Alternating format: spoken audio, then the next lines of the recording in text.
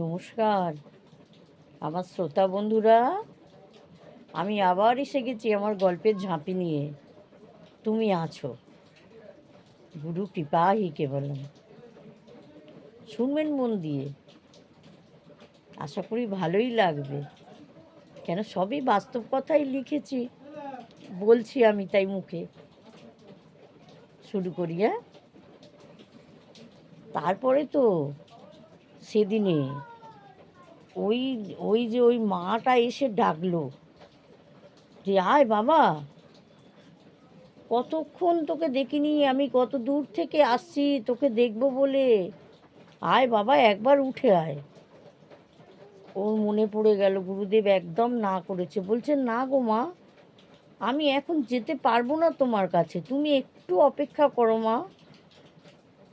সকাল আরেকটু গেলেই তো সকাল হয়ে যাবে, তখন আমি গুরুদেব আদেশ করলে তোমার কাছে আমি যাব, তুমি একটু অপেক্ষা করো। তারপরেই দেখছে আর কেউ নেই। তারপরে দেখছে ভূত পিশাচ এসে ওকে এত ভয় দেখাচ্ছে, এত ভয় দেখাচ্ছে যে ওকে গুরুদেবের কাছে বসতে দিচ্ছে না, এত ভয় দেখাচ্ছে। যত ভয় দেখাচ্ছে ও আঁকড়ে গুরুদেবের পাটাকে জড়িয়ে ধরে চেপে বসে আছে, গুরুদেবের পাটাকে জড়িয়ে ধরেই খালি বলে যাচ্ছে গুরু ব্রহ্মা, গুরু বিষ্ণু, গুরুদেবী মহেশ্বর, গুরুদেবী পরম ব্রহ্ম, তস্মৈ শ্রী গুরবে নমঃ বলে পা দুটো জড়িয়ে ধরে শুধু ওই বলতেই থাকছে, চেপে ধরে আছে। কেমন করতে করতে ভূত পিশাচগুলোও মিলিয়ে গেল। তারপরে এলো একটা, ওর একটু পায়ে হাত দিয়ে তন্দ্রা লেগে গেছিলো, পাটা ধরেছিল কিন্তু ছাড়েনি, তন্দ্রা লেগে গেছিল। তারপরে দেখছে একটা কাল সাপ গুরুদেবের পায়ের ওপর দিয়ে বেয়ে যাচ্ছে, ওর যেখানে হাতটা আছে সেই কালটা দিয়ে গুরুদেবের পায়ের উপরে। ও তখন দেখে ভয়ে গুরুদেবকে সাপে কাটবে, ও হাত ন্যাংরা মেরেছে। যেই মেরেছে সঙ্গে সঙ্গে সাপটা ওর হাতে ছোবল দিয়েছে। দিতেই তখন ও গুরুদেবের পা ছাড়েনি, গুরুদেবের চরণে লুটিয়ে পড়ল। এবার গুরুদেবের দুম করে পড়েছে মাথাটা গুরুদেবের পায়ে। গুরুদেবের ঘুম ভেঙে গেছে, উঠে দেখছে ওর হাতে কিছুটা জায়গায় একদম নীল দাগ। তারপরে গুরুদেব ওর হাতের উপর হাত বুলিয়ে দিতে ওর চেতনা ফিরে গেল, উঠে বসলো। কিন্তু সকলে দেখলো গুরুদেবের হাতটা নীল হয়ে যেতে থাকলো, গুরুদেবের হাতটা নীল হয়ে যেতে থাকলো। এবারে সবাই বললো বাবা, এ কি হলো, ওর বিষটা তো তোমার হাতে ঢুকে গেল, তোমার শরীরে তো চলে যাচ্ছে বিষটা। বলছে কিছু হবে না। তারপরে গুরুদেবও ঠিক হয়ে গেল। তারপরে গুরুদেব সকালে বলেন, কিরে তোর আর মরার ভয় নেই? বলছে বাবা, রাত্রে আমার মা এসেছিল। বলে তোর মা নয়, তোর মা সেজে ওই কাপালিক যোগিনীকে পাঠিয়েছে, পিশাচিনীকে পাঠিয়েছে। তুই উঠে গেলে তো ওখানেই তোকে ঘাড় মুড়ে মেরে ফেলতো। তাহলে ভেবে দেখুন, গুরু সত্যিকারের গুরু হলে তার কত ক্ষমতা।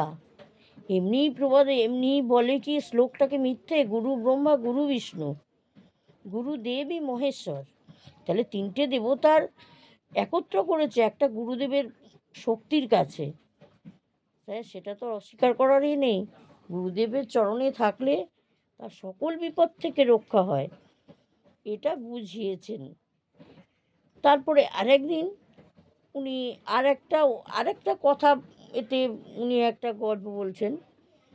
আমাদের যেমন যেমন যার যেমন দৃষ্টিভঙ্গি, আমাদের সবার দৃষ্টিভঙ্গি তো এক নয়, যার যেমন দৃষ্টিভঙ্গি। একটা গাধা ব্যাপারী 9টা গাধা নিয়ে বিক্রি করবার জন্য হাটে গেল। তখন তো এক জায়গা থেকে আর এক জায়গায় কত দূরত্ব, অতটা দূরত্ব হেঁটে হেঁটে আসবে। আস্তে আস্তে এবার এক জায়গায় সন্ধে হয়ে গেল, হাটে যেতে আর পারলো না। তখন বলল কি, ভাবলো যে হাট তো এখনো দূর, কি হবে, আমি বঞ্চ এইখানেই আজ অপেক্ষা করি। এবারে ও 8টা গাধা বাঁধলো। 8টা গাধা বাঁধার পরে 9টা গাধা দড়ি আর আনেনি। দড়ি কোথায় পায়, এবার গাধাটা বাঁধবে কী করে, দড়ি তো পাচ্ছে না। ভেবে ভেবে দেখছে অদূরে একটা আলো টিমটিম করে জ্বলছে, ঝোপড়ি আছে, ঝোপড়িতে আলো জ্বলছে। ও গাধাগুলোকে রেখেই ছুটে ছুটে গেল, বলে কেউ আছেন, দরজা ধাকাচ্ছে, কেউ আছেন, কেউ আছেন। একটা সাধু বেরিয়ে এলো, সাধুকে বলল, বাবা আমার এরকম গাধা নিয়ে আমি হাটে যাই ব্যাপার করতে, তা আমার নটা গাধা এনেছি, 8টা গাধার দড়ি এনেছি, একটা গাধার দড়ি আমি ভুলে গেছি।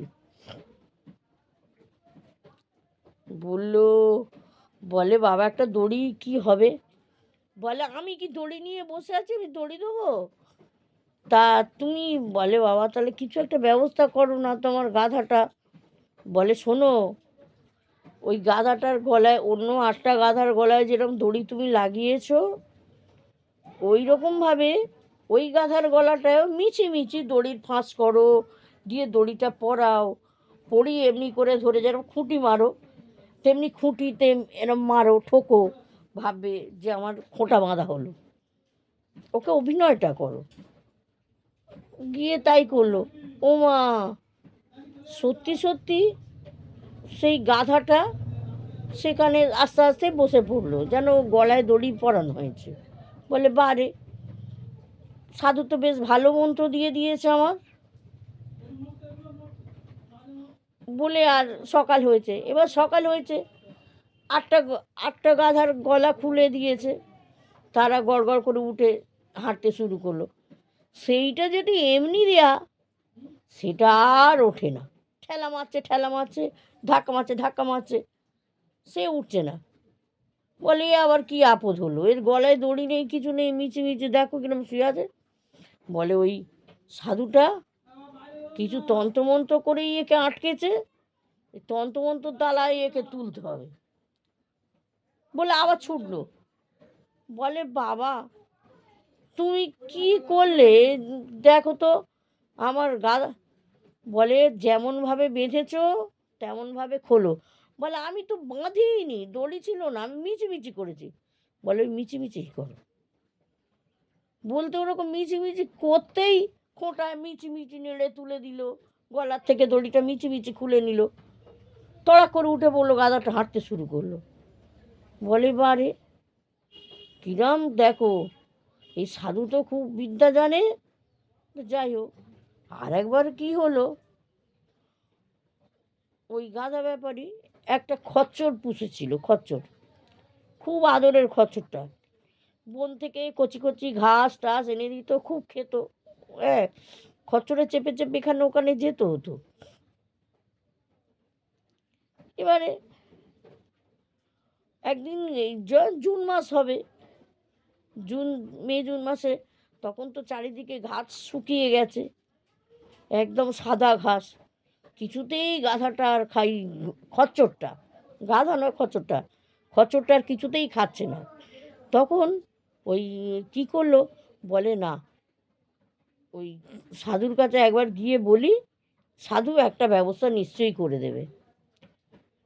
বলে সেই সাধুটার কাছে গেছে, গিয়ে বলছে বাবা আমি এবার একটা খচ্চর পুষেছি, সেই খচ্চরটা কিছু খাচ্ছে না, সাদা ঘাস শুকনো বলে কিছুতেই আমি ঘাস তার মুখে দিচ্ছি সে খাচ্ছে না, কিন্তু এরমভাবে চললে আমার খচ্চরটা তো মরে যাবে বাবা। বলে কি খচ্চরটা খাচ্ছে না? বলছে ঠিক আছে, তুমি কালকে এসো, আমি তোমাকে একটা বুদ্ধি বলে দেবো। আজ এই পর্যন্ত আমার শ্রোতা বন্ধুরা, আশা করি ভালো লেগেছে গল্পটা। দয়া করে লাইক, সাবস্ক্রাইব, শেয়ার করবেন।